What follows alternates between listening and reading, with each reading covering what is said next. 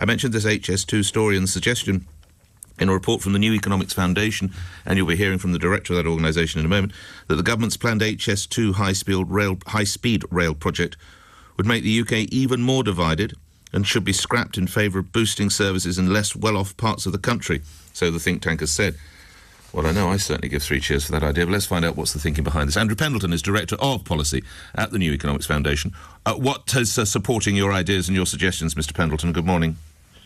Good morning. Well, HS2 Ltd's own figures, actually, because if you look in an appendix of their latest appraisal, which is the work they do to show the economic and strategic case for HS2, it shows that 2/5 of the benefits of building the rail line will be captured by the capital, London. Now, I live and work in London. I want to see London continue to prosper, but I think it's critical at this point because the losers in that will be the North East, the North West, the Midlands, and all the places, of course, to which HS2 doesn't go at all. I think it's critical if we're spending large amounts of government money investing in the railways, which we need to, that those benefits are at least shared equally, if not actually, given the current situation, slightly prejudice those areas that need to benefit more.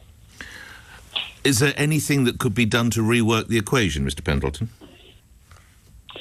Well, our report proposes that we start the investment in the north.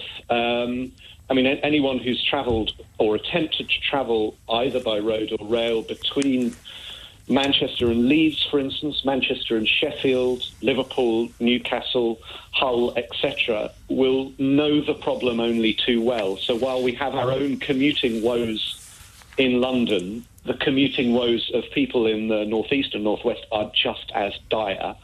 The road that goes over the Woodhead Pass from Manchester to Sheffield is absolutely overcrowded. It's a single-track route crowded with freight and cars.